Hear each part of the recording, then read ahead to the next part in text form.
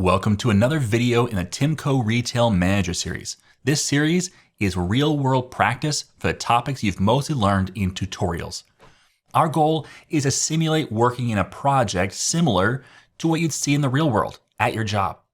Now today, we're going to be setting up a custom IConfiguration setup with appsettings.json and override files using Preprocessor Directives in the .NET Core version of WPF that uses a custom Dependency Injection system.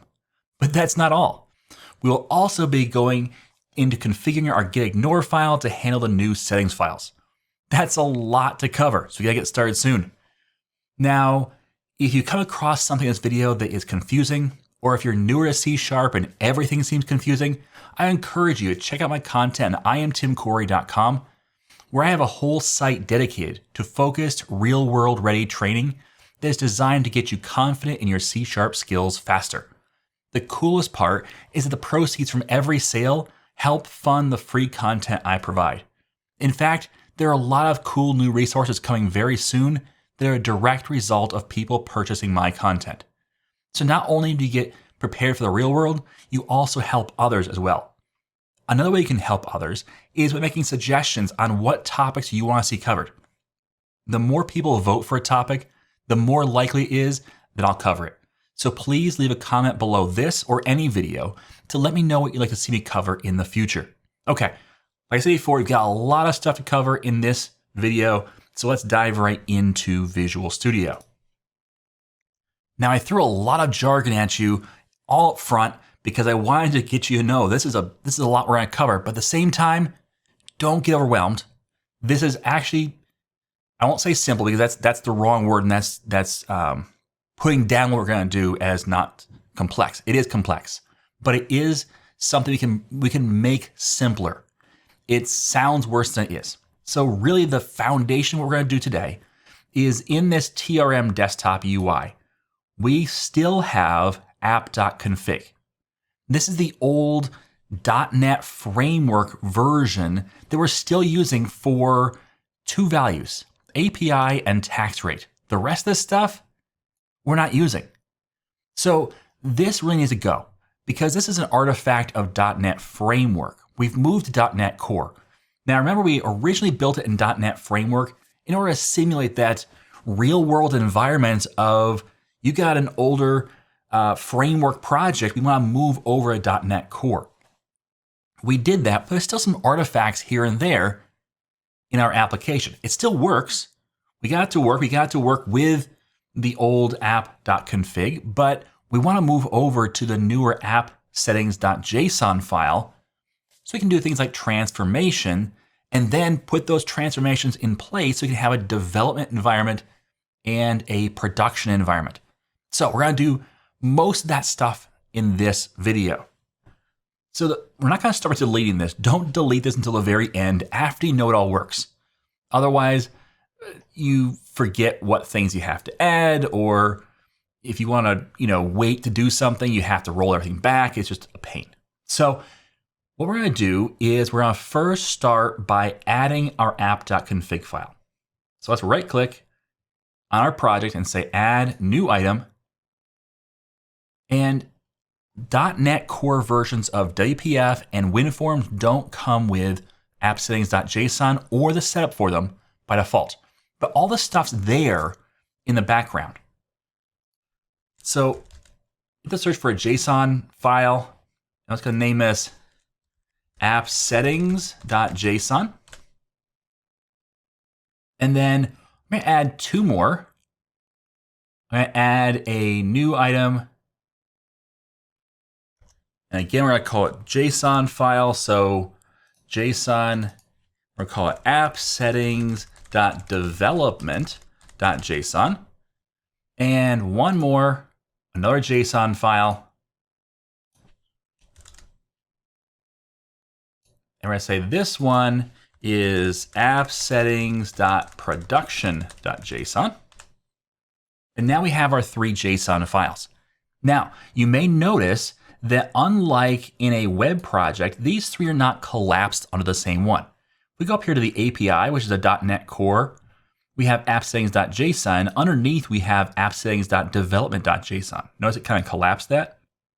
It doesn't do that for WPF projects, at least not yet.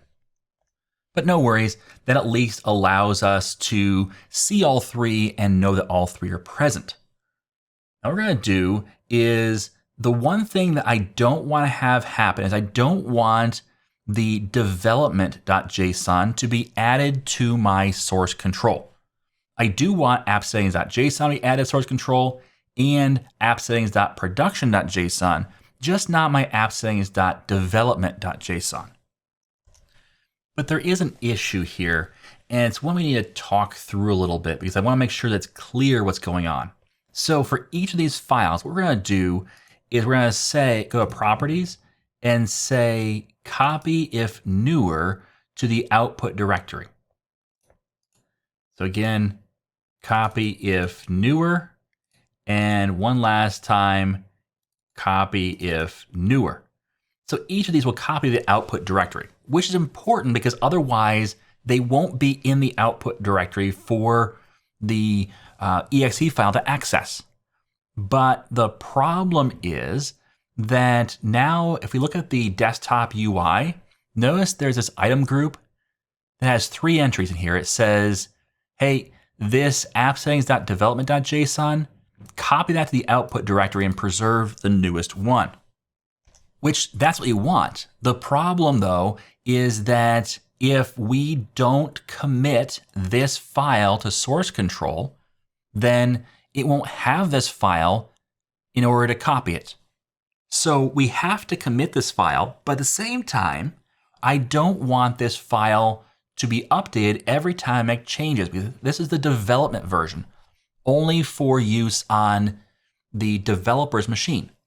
Meaning, when I am building this application, I want to put settings in here that are local to me, and they override the settings in appsettings.json. For example, the connection string to a database, or in our case, we have our config file has the API. Well, I want to deal with a local API sometimes, and sometimes deal with the remote API. Well, I want to be able to change that myself, but not have it change for all the other developers who are also working on this application. So how do I deal with this? Because it's not quite the same thing as dealing with it from an API perspective, because in that case, I can say don't check in the development, because if we look here, there's not an entry for our config file. Our config file is just naturally put into it as part of the process that copies it over. If it's there, we can say, you know what, if it's not there, don't worry about it. So it's a different process than there is for WPF. Now I could probably invent some kind of copy process instead of allowing Visual Studio and the project to do it for me. I could probably put some kind of build command on there that says, hey, look for any kind of JSON file and copy it over. But that's more work than I want to put into it at this point. I think if this was a bigger production problem, it was a bigger issue, then I might do that. But in this case, since it lists it here, I'm going to commit this file to source control, hopefully once. And then what I want to do is I want to try to use the assume unchanged directive to say, hey, ignore any new changes to this file. So I think that's what we're going to do. In fact, let's do this. Since this still works, there's no problems. In fact, if we launch this, we won't actually run it to connect to the API since it's talking locally. We don't have an API running, but the WPF application launches no problem. So I can go over to changes and I can commit this with all these files, including the one that I don't want to always commit. So add app settings files, adds the app settings files for changing over to app settings from app.config in our WPF project. Sounds good. So I'm going to commit that. I'll commit all, and I'm going to go to sync and make sure I fetch first, make sure there's nothing there. There shouldn't be. And since there's not, I will go ahead and push. That will actually start off a build process, which that's fine. It's going to build and deploy the API get updated. Woohoo. But now that I have that done, now I can go back to Solution Explorer. I'll go right click on my solution. I'm going to open folder in File Explorer. When I do this, I want to right click and say Git Bash here, which actually opens on the other screen. So now I have, this is my Git. So you notice this is Git Bash, which is a little different than the command prompt. One of the things I like about it is it does provide me with the what branch are you on and all that kind of good stuff with Git. So if we do a Git status, we're on master branch. It's up to date with origin master. Nothing to commit, working directory is clean. Cool. Now what I want to do is do a git update index.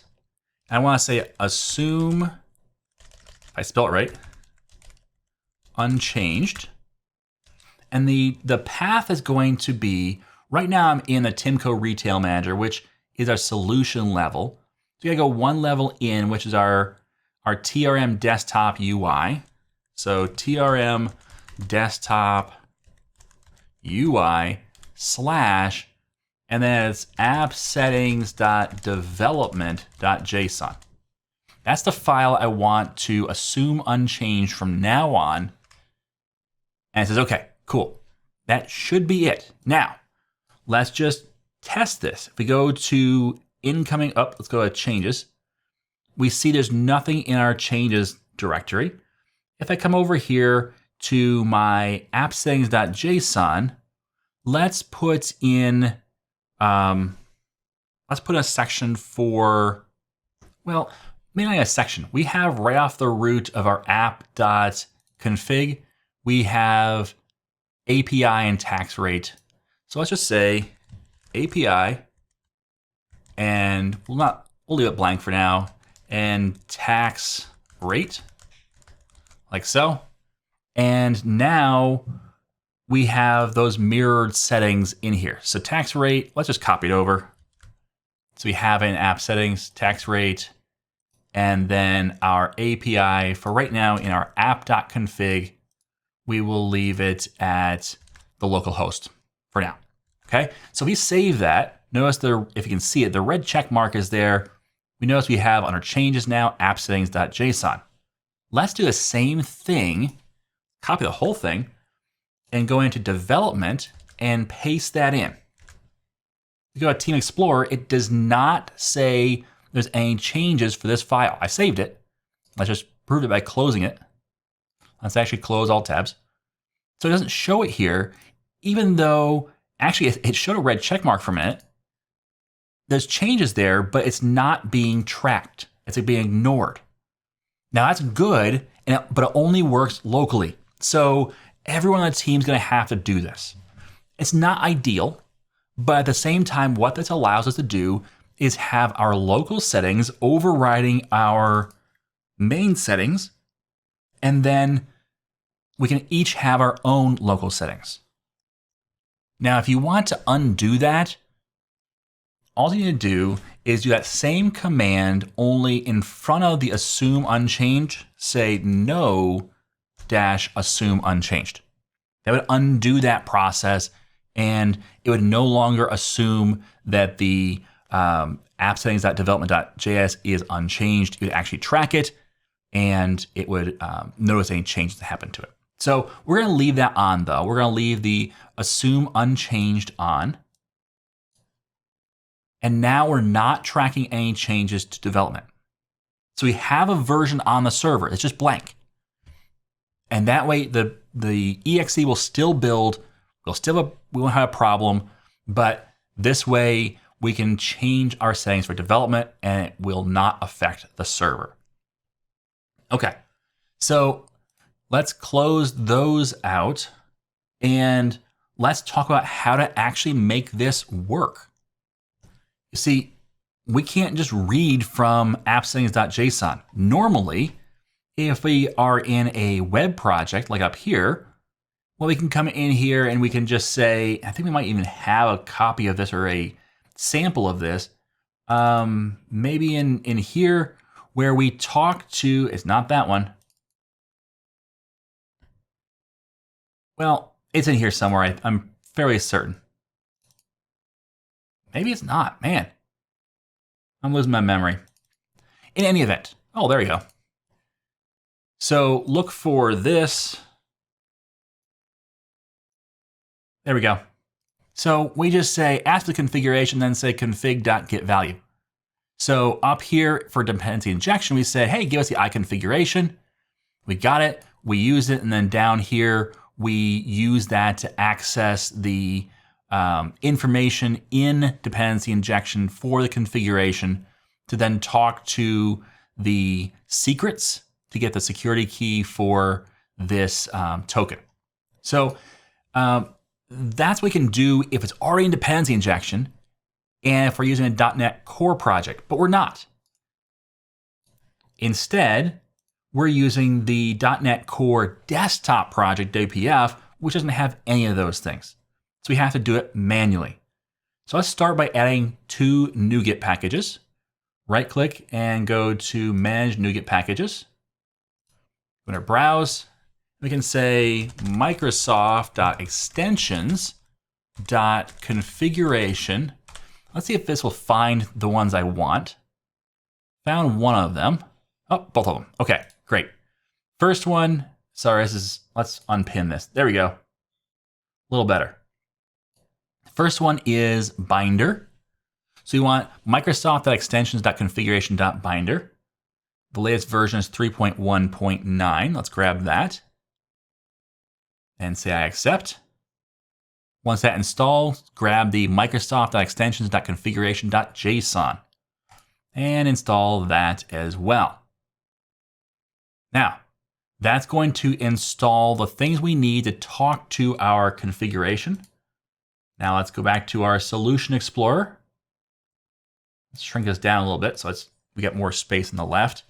And let's go to our bootstrapper.cs. You see, we don't have the same process start as we do with a web project. Web projects have the program.cs and they have the startup.cs. We can use those 2 things to configure our configuration. We don't have that.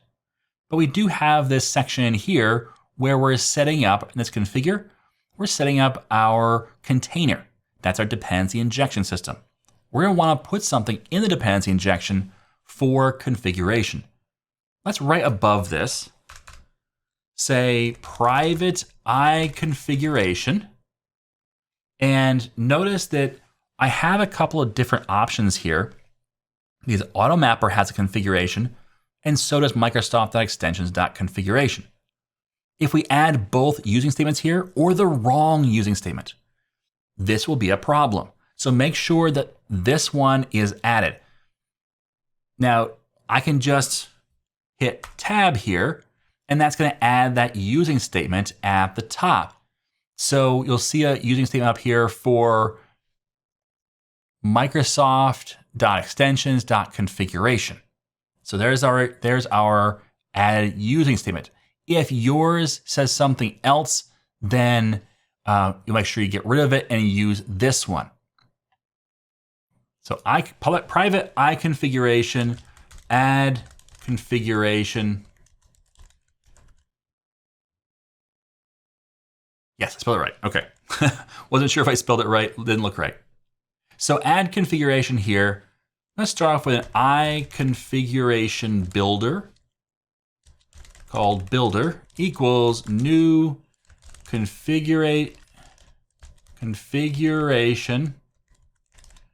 builder, not binder, builder.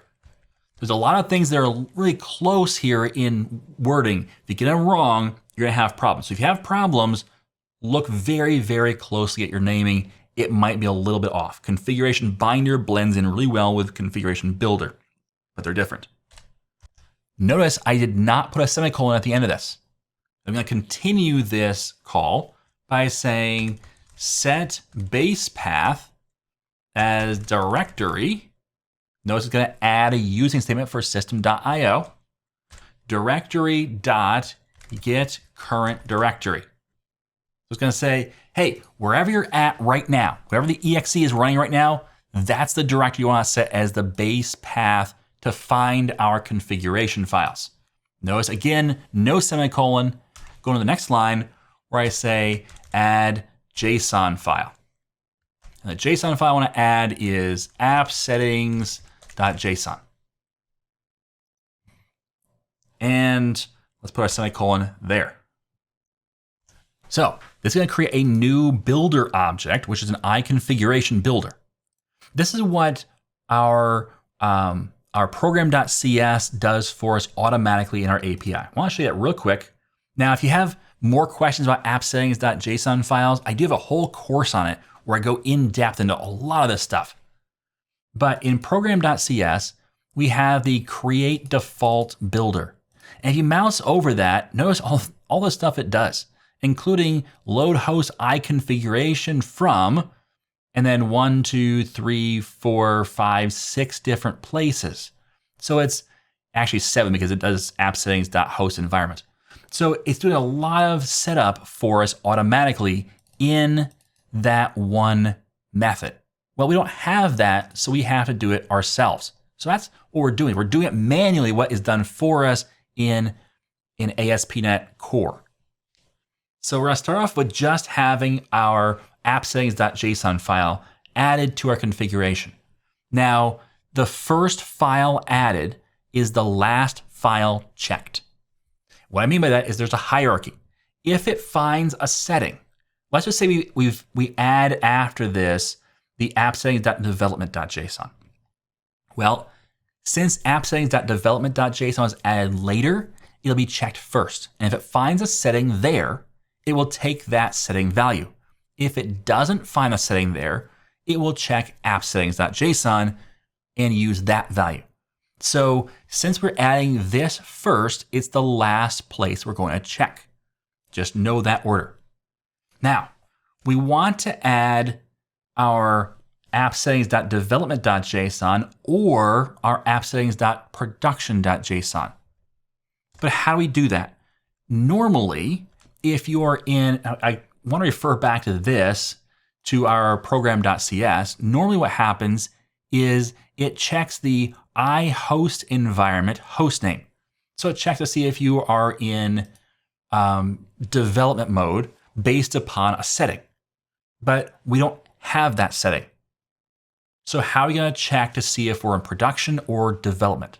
Well, there's one good way of checking when it comes to desktop applications, and that is to check what type of mode you're in. Are you in debug mode or are you in release mode? We always run in development in debug mode because we're doing debugging.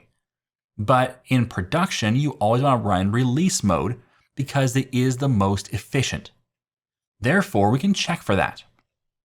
And that's where one of those buzzwords I mentioned at the beginning comes into play. Preprocessor directives. And you may say, well, what is that? Well, $if debug. If we're in debug, then builder.add.json file. And this JSON file is appsettings.development.json. Now the cool thing is we can say optional is true and reload on change is true. So we can say, hey, you don't have to have this. Let's unpin this. You don't have to have this file. That's what the optional is true means. And the reload on change is when the file changes, then reload the application. So this will allow us to see new changes when new changes are added. But this is only going to be if we're in debug mode. Now we're not done with this command yet. I want to say else. I'm going to copy this whole line. I'm going to paste it. And I'm going to say production. So else will do production version. And then we're going to say end if. Like so. Now let's get our spacing right here.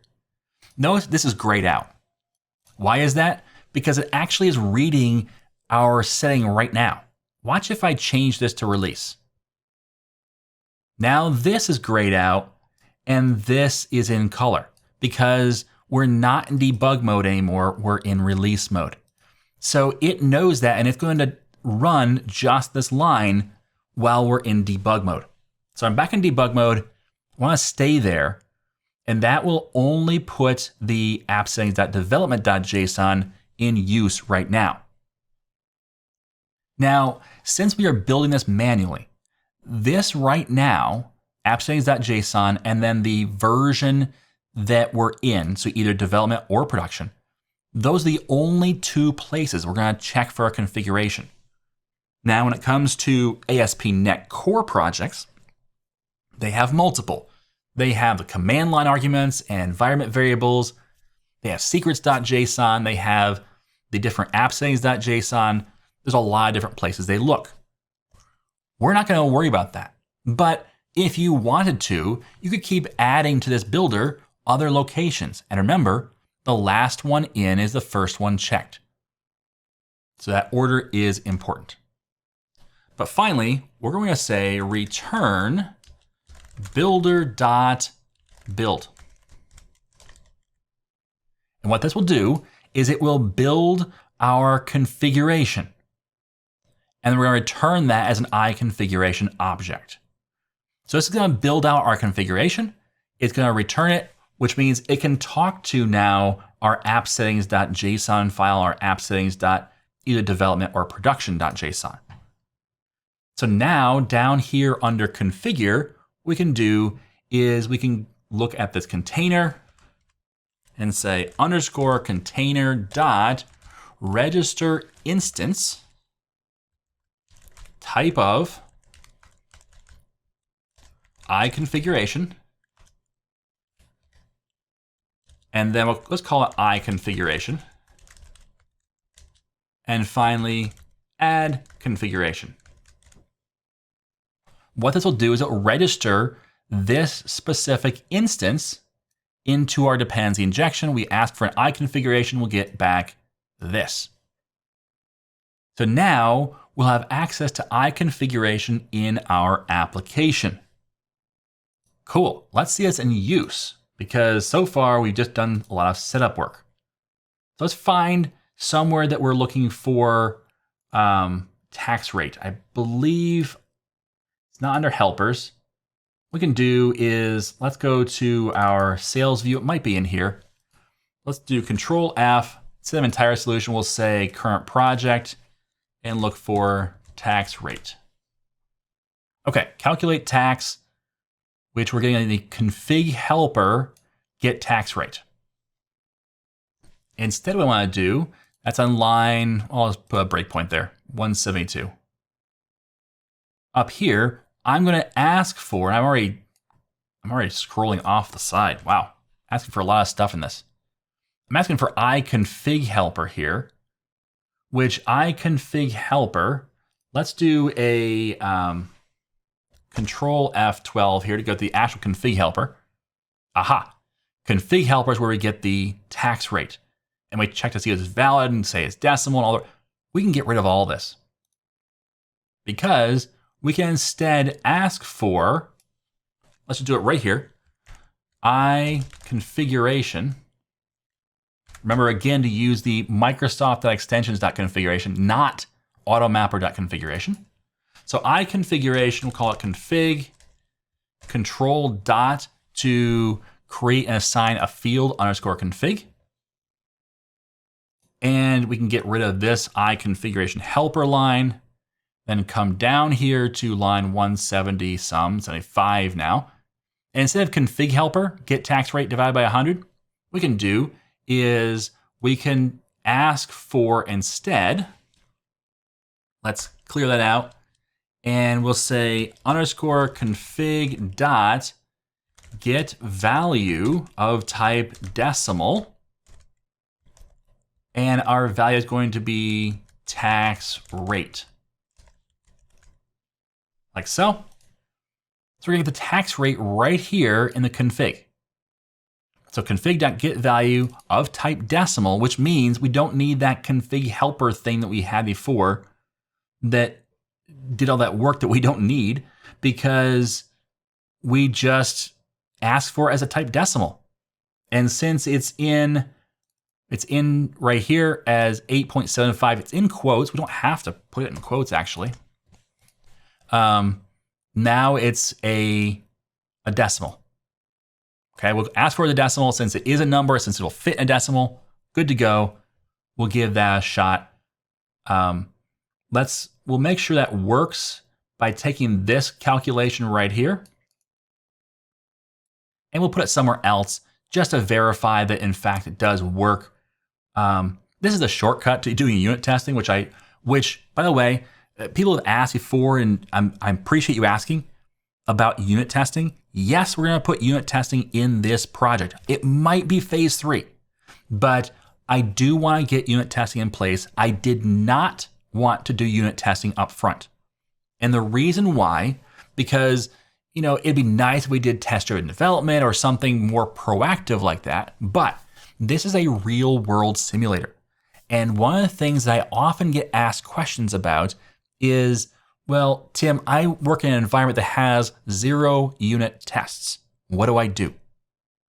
And so I want to simulate doing that. So you walk into an application that has 0 unit tests, but it's fully working. What do you do? And so we're going to simulate that and work through that together. So I do want to point out that unit tests are coming. This would be a good place for them, but we're going to hold off on that and make sure we dedicate a lot of time to how to do it right when an application is already existing, not just when you have a blank slate, because often you don't start from a blank slate. So just want to point that out. But I'm going to take this logic right here, and we're going to bring it over to login view. Yeah, just for testing purposes, I'm going to bring it into login view. IConfiguration. Make sure it's the right using statement, config. And I won't even save this. I'm just going to call it and say var test equals. I'll put a breakpoint there. So we're going to grab that value, make sure that it works, make sure that it gives us the right percentage, and so on. But that way we've tested it. Now we do have another setting. API. So let's actually just do Control F, current project API. Where do we have the API helper? Where do we actually call the API or grab that API value? All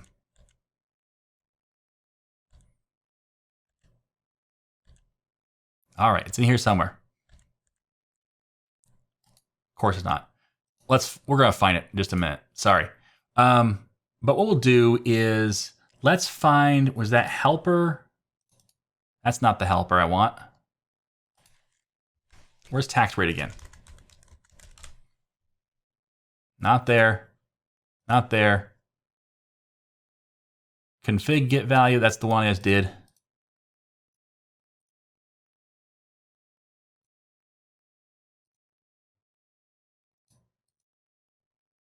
We're in the wrong project, I'm pretty sure. Oh, you know what? Login view model, yes, say that. It was in the library, in the helpers, config helper. There we go. So we gotta find out where the API is being called. We're looking for this. So in the current project, look for this. There we go. Those are the 2 places we're calling. We can get rid of entirely the config helper. We shouldn't need that anywhere. We'll verify that in just a minute. But this API helper, this is calling the app settings API.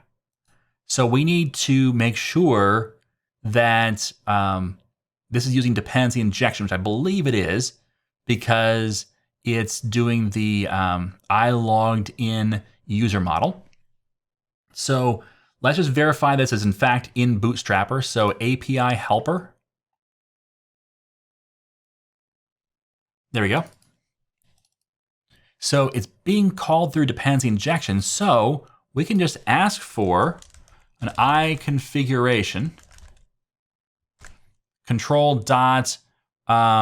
We need to install our NuGet package in just a minute. We'll say config control dot, don't fix the typo. I want to create and assign a field called _config. And then what we're going to do is we'll use that down here in just a minute. But we do have to add that NuGet package. NuGet package we need. I'm going to select the project, which gives me this right here. And one of the things that shows me are in the item group for package references. I can see this package right here is what I'm looking for. Going to go to our library, again, select it. Notice I have package references for two things. I'm going to add a third for Microsoft extensions.configuration.binder. And now I should be able to use that configuration. If I do control dot, I can add a using for Microsoft extensions.configuration. All is good. And I can come over here and say _config dot get value of type string, which I don't believe you need to specify string. I'm not positive on that one, but I'm going to specify to be sure. And the key is just API. And that should give us our API, which right now is going to be just our local host. And we can actually start that up probably just to make sure. But let's start with the desktop UI. Remember, I've got that breakpoint in the login view model after I check the value for tax rate. In fact, I could probably grab this line right here and put it there. So I have both values. We can just mouse over them or, whoops. Nope, that's gonna give me an error. No underscore for this. Run it again. I believe the WPF client is still set. Okay, so it says object reference not set to an instance of an object, where it's asking for this config, which says it's null. So it's not getting the IConfiguration. So something's going on here.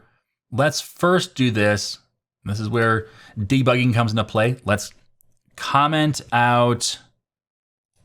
We'll just put empty string, semicolon, and then comment this line out just to see if it gets past this and does the other one.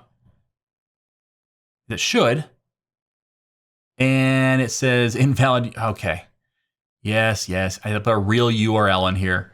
Let's go over to our appsettings.json file and grab this real URL. And we're going to find out why this is null in just a minute. But until then, I want to just see if it's actually going to read the configuration for the tax rate. So it did. Let's go to our local window. Where's our locals? There we go. And we have test, which is 0.0875. That's our percentage, which is correct. Our API is localhost 5001. So that's working. It's working correctly. It's giving us the right values. But for some reason, our API helper is being called before our dependency injection system has IConfiguration. That seems to be what it's telling me. So let's see if maybe it's an order thing. I don't think it is. I don't think that's what it would be. But let's pretend like it is for a minute. And let's take this back out. So now it should error out again if we were to run this. Let's go back to Bootstrapper and let's look at this order here. Because we have here our API helper registered first and then our instance registered. So maybe if we move this up to there, so before any of our custom classes, let's just see if that works. And it says object reference not set to an instance of an object. Okay, so it's calling this initialized client. Oh, that's my bad.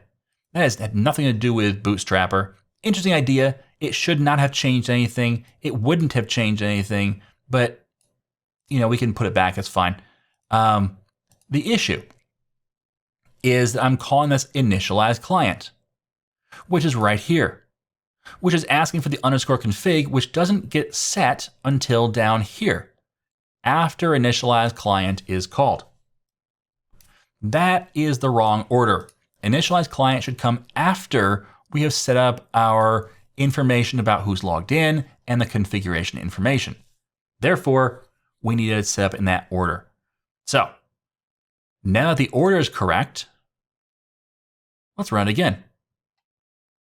And it hit our breakpoint. Notice that under the locals window, that our information is correct. And if we continue to run this, it will pop open our WPF application.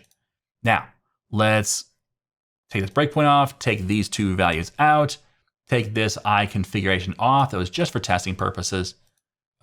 This is why unit tests are so valuable, because I just created a mini unit test. They had to run an entire application for it to make sure it worked, and then I deleted it. That's the worst kind of unit test, because I built some code and I used it to verify something was in fact working, but I just did it the once. Now, if I ever make a change to app.config, I can't run that test again because I deleted it. So I have to either recreate it, which puts test code back in my project, or I have to do the right thing and create a unit test. That's what you should do. So just want to point that out. Let's do this. Let's change our startup. Let's go back to solution.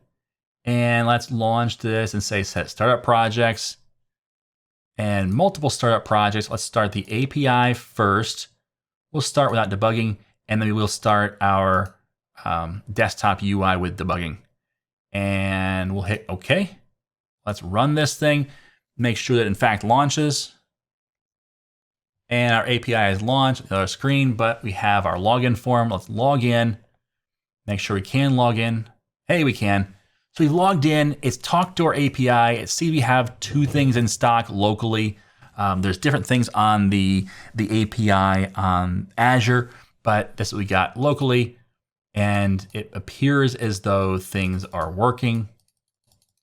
So we can't add any more batteries, but we can add more of John Acuff's book. And we can buy the whole store out for $246.65, which is a great deal. But that shows us that, in fact, we are able to see our API, even though we've switched over now to our appsettings.json file. Now, right now, we have is in our appsettings.json file, we have our local host. And in our development version, we have the same value. We don't have to have either of these values if they're the same as we have in our app setting file. So in fact, let's get rid of this. There's no reason to have tax rate. That's fine. We'd only put that there if we're going to test a different tax rate. But actually, you know what? Let's test a different tax rate. Let's test a tax rate of 108.75%, which is ridiculously high. So let's just start this again. And this is in our development file. So it should be that it's pulling this value and overriding what we have in our appsetting.json file. Let's add the $18 end loop batteries to our cart. Notice the tax is $19.58. So it is using that tax rate to give us a ridiculously high quantity or value. So now if we add everything to the cart, we actually get a $400 bill. We've got $246 in taxes alone. So just note that it is overriding properly. We don't need to have that if we're not going to override the tax rate. But let's override this API value and use the one on the web. So if we're going to test, if we're doing it normally, maybe we say, hey, we're going to test to make sure that it's working against the API that's in production. Let's launch that. So I want to show you something. I did have to make a change on the API. I didn't do it on screen, but I changed this service plan to a B1 service plan because of the fact that it wasn't a free plan and it said service was unavailable. And the reason why is because I showed off this URL. In fact, the exe you can download, I think, points to this URL. And so it was being hit by a number of people, and I only have 60 minutes of free compute a month. Maybe it's a day. I'm not positive. If we look at scale up, I think it would tell us a day. So 60 minutes per day of compute, I was exceeding that. So what I did was I said scale up. I chose the B1 plan instead, which is $12.41 per month US dollars. And I said apply. And that took all of about 30 seconds to apply. Once it applied, then it changed my plan and I could now run the site. And notice it's very responsive, very quick. I can grab this URL and I can put that in place right here. And I could run this again. And once we launch our login, we hit login, and it's probably going to tell us that the password is incorrect because I am using a different password, bad request. So let's try that password. Nope. Did I get it right? I think I had to have one more character on there. Yep, there we go. So I have the same values in there, evidently, but now I'm talking to the API. I had to use a different password. I'm talking to the API versus talking locally. So that's how you would change the values in our different files to override our different options. Now, I think what I'd do for appsettings.json is leave this in place. I would not typically put the actual URL anywhere unless I was testing it, which I just did.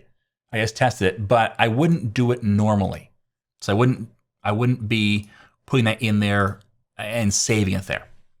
So now this is all set up. We have appsettings.production.json with nothing in it, appsettings.development with nothing in it, and normal app settings with our default values, which tend to be the general development settings. Don't put production values here. In fact, we're not going to put real values here either. And then the next time we do a TimCo Retail Manager video, we're going to put values in here that will be replaceable. They will not be real production values because this gets saved to source control. And source control should never have passwords, special keys, anything secret. It should never have it. Therefore, we don't put any real values in here either. What we'll do is we'll put things we can replace in the build process. And then the build process will use secret values we pulled from our storage to then put in place and do a replace. And then we can do the rest of our build. So just note, that's what we're going to do there. But that should be it for app settings, except for the little bit of cleanup process, which we have config helper. Let's see, we have one reference to config helper. Let's see where that is. That's in our dependency injection. We can take that out, hit save. And so now config helper has no references once you do a build, I believe.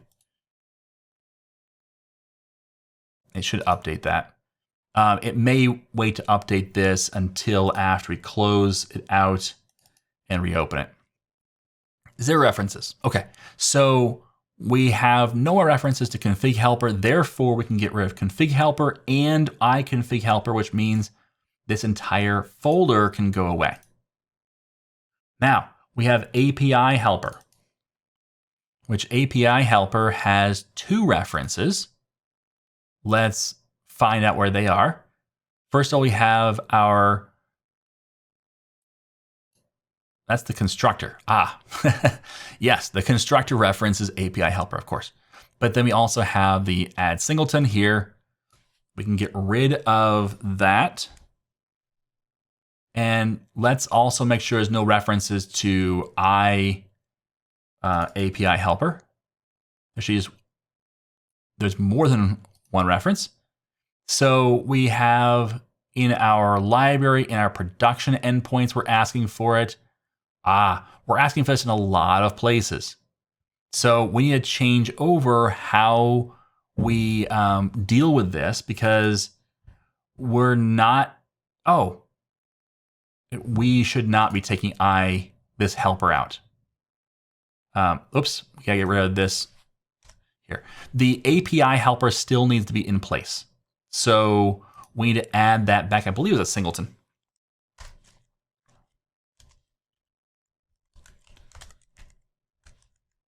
API helper, because this does more than just talk to the to get the API. So our API helper still is valuable, but now it's talking to config. Okay, so that takes care of that. We're still doing all the rest of the stuff here with this. I'm glad I didn't delete that. That would have been a pain to get back. But we could do it with Git, which that's the beauty of having source control. Nothing's ever lost. So in fact, even that setting, I'm fairly confident in this this being a singleton. But if I was ever not confident, what I could do, let me pull this up on the other screen here in just a minute. I don't want to show everything on screen. Oh, there we go. So I can go over to repos in my TimCo Retail Manager. I can go to files. I can look at the desktop UI. I can go to Bootstrapper. I can scroll down here and look and see singleton, API helper, API helper. So I know that that was what the value was just a minute ago. And since I haven't committed it yet, that's the value. If I had committed it, still not a problem. I could come back to here. I could go to history. I can say, okay, well, we changed this file in update quantities. The difference is that the Bootstrapper now has this stuff in here for AutoMapper. Okay, so we can go back and look at older versions even if we got stuck or we'd committed something already and we wanted to go back and look at an older version. So really helpful to have Git. But now we've gotten rid of everywhere that talks to the configuration. So I believe, that's where we're gonna go back to source control. My goodness, it helps to have a brain that doesn't forget things quite so often. Configuration manager, app settings. I'm gonna copy that. I'm gonna look for that anywhere in a solution. No more occurrences found. So we're not talking to configuration anywhere. We can get rid of anything that has to do with system.configuration. Notice, oops. Backspace. That's what I want to do. Come on, backspace. We can get rid of that. And now we can, there was something, I hit the button accidentally to build this. And it says, there's an error. It was an accident, but it did reveal there was a problem. IConfig helper. We're asking for IConfig helper here. Interesting, because I was looking for config helper, not IConfig helper. So let's do a, we can just get rid of that. That's the sales view. That's all we needed. I think that was all the errors. Let's go to the error list. 0 errors now, 5 warnings. That's okay. Build solution. It all builds. So if you ever have a failed build for some reason, make sure you rebuild it until it works. Okay, so let's close out all of this and let's go to our app.config, right click and say, well, open it to be sure. These are the 2 values we're looking for. Nothing else in here matters. Therefore, now we can right click and say delete. Yes, they permanently deleted. It's gone. Just don't delete app.xaml. That's important. But app.config is not anymore. We can get rid of that. We can not worry about having it. Also, this packages.config, this is no longer in use either because we now have all of our references inside of our project file. Therefore, while we're cleaning things up, we can get rid of packages.config. Again, if I had messed up and we needed that, we can always go to source control and get it back. That's also a reason why you have to be very, very careful about not committing anything to source control that is sensitive in any way. No passwords, like I said, no special keys, no usernames even. Try to commit nothing to source control that shouldn't be public knowledge. Now, obviously, your source might be sensitive to your organization, but your developers have access to that. Your developers don't necessarily have access to your production passwords. So that's the difference there. So one last time, let's do a rebuild. A rebuild cleans everything out, builds everything, make sure they all succeed, and they all do. So now we have completed our job. We have moved everything over to appsettings.json for our WPF project. And we also have our development and production versions for overrides. That prepares us well for, first of all, working in development. Because instead of changing values in appsettings.json, we can change them in development for just our machine. And then also for production, in the next lesson on this, what we're going to do is we're going to put some ways to override specifically this value in production. When we're doing a build process in our CI/CD pipeline, we're going to swap that out for the real API. Now, I could just hard code that in production and say, well, I know what the URL is.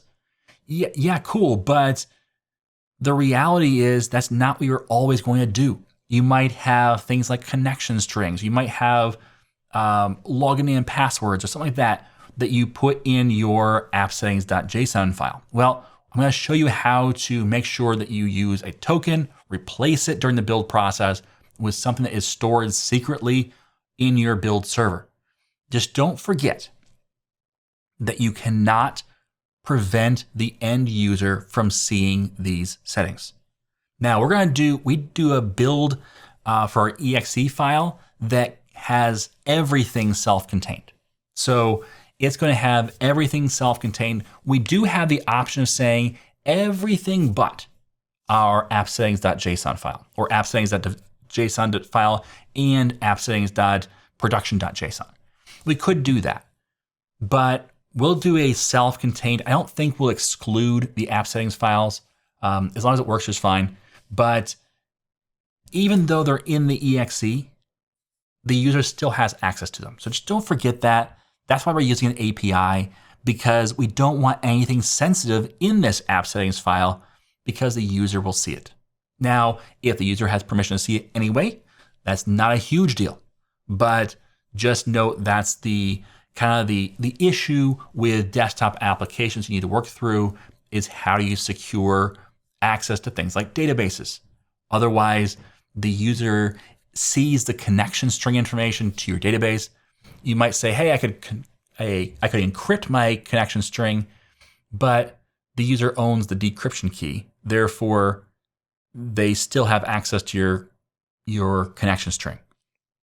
So no matter how you do it, the user still has access to everything you put in your appsettings.json file for your executable because they own one side of that transaction. Just want to point that out and make sure you remember that as we go through this process. So I'm going to now commit all these changes. Notice we have this line through the app.config that's removing that file.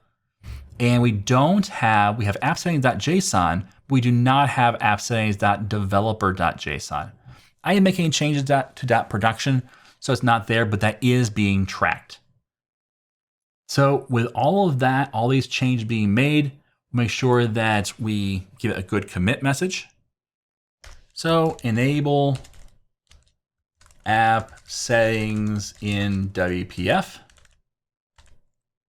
Enables the WPF project to read from app settings instead of app.config. There we go. Good enough. Let's commit all, and we'll go to sync. And again, fetched first. That's my process always, to fetch first. I know sometimes I skip it when I'm doing it just myself, because when you're the only developer and you've already committed once, you know that there's no changes there. But that's burned even me working by myself. So fetch first and then push. You can do a sync, but I like to know what's coming in, which is why I do a fetch, not a pull. The difference is fetch will download the changes but not apply them. Pull will download and apply the changes. I like to download them and not apply them just because I don't expect any to come down. So if I had changes, I want to know what those changes were. So I have now successfully pushed up to master. That will kick off yet another build. It will update our API, update our exe file, and away we go. With that, that's all for this lesson. Next time, we're going to be updating our build system to put in our production values using replacement tokens. That way we're going to have different values for production versus what we have in development or even our main settings. We'll also be fixing a bug where one of our app settings.development files was committed to Git, but should have been ignored, and that's in our API. So we're going to address that in the next lesson. Okay, so make sure you come back for that. If you have any questions or thoughts, leave them down below in the comments. Like I said, I do have a course on app settings that goes into a lot of depth in how to use app settings and what the different options are and all of that. I had that on my site. This course is all about practicing what you already kind of know. And so if there's areas that you're saying like, I have no clue what's happening here, I'm not fully explaining it. I understand that, but that's where you need to do some research. I have pretty much everything on this channel. Will give you all you need to know to take this course, but just know you have to kind of fill in those gaps with practice first in tutorials and then move on to this course for the real world stuff. Now, that doesn't mean you shouldn't take this course. If you're not sure, take it. And like I said, if you get stuck, no problem. Pause the video, go learn about it, then come back and keep going. That's how learning works. All right. Thanks for listening. And as always, I am Tim Corey.